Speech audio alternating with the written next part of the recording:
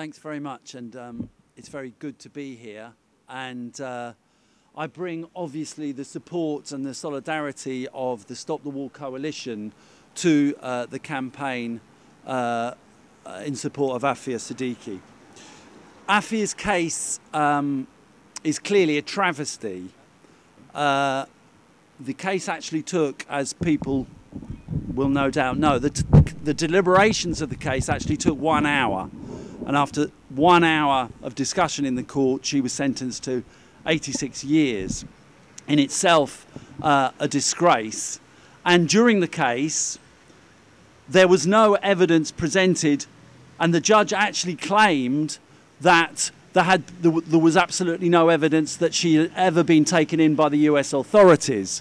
And we all know that there's an accumulation of evidence from a whole number of different witnesses and leaks indeed from the security services themselves that prove that back in 2003, Aafia was indeed taken in by the Americans and possibly with the collusion of the Pakistani security services. Most important of all during the case, there was no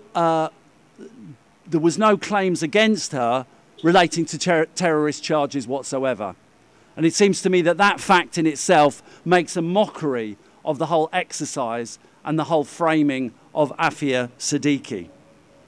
Now, it seems to me that Aafia's case is just one very extreme example of the way in which the war on terror is poisoning the lives of people around the globe. How, in fact, the war on terror is becoming a war of terror against whole sections, mainly Muslim sections, of the global population.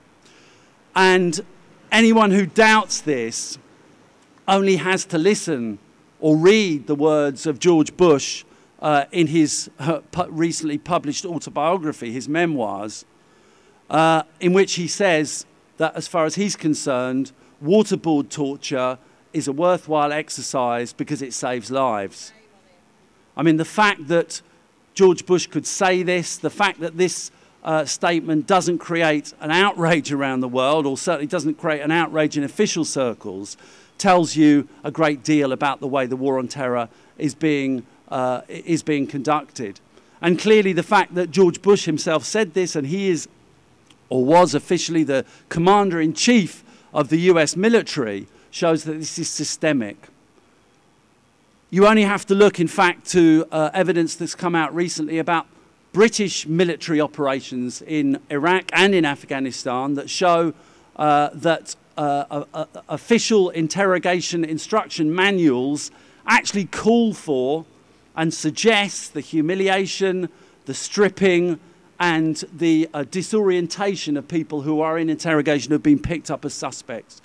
You only have to look, indeed, at the facts and figures about the way Muslim youth are treated in this country, about the huge numbers of stop and searches, the huge numbers of arrests that are being conducted by the British police against Muslims that actually time after time lead to no charges, lead to no real claims of any wrongdoing. In fact, out of the 100,000 people, the 100,000 Muslim youth who were arrested in Britain, who were stopped and searched, sorry, in Britain in the last year, not one of them ended up being brought forward on terrorism charges. So there is, connected to the war on terror, a massive kind of wave of repression and humiliation of whole sections of the Muslim populations in the West and in the Middle East and Central Asia. And this is a terrible, terrible thing. And that's why we in Stop the War Coalition support the campaign that you are, the Defend Aafia Siddiqui campaign.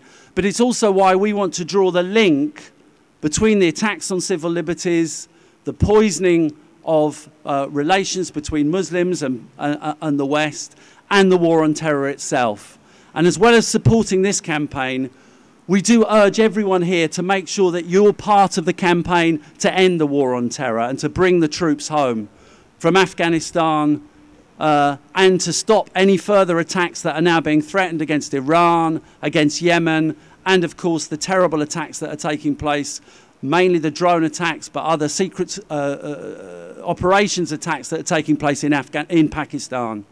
So we urge you to to continue the support, continue the campaign for Aafia, obviously, but also to be part of the wider campaign against the war on terror. And that means specifically next weekend, next Saturday, there's a demonstration to get the troops out of Afghanistan on November the 20th in central London, Speaker's Corner, 12 o'clock, midday. Please be there alongside all the other people in British society who want to see an end to the terrible war on terror, the terrible war in Afghanistan and the destabilisation that it's resulting in.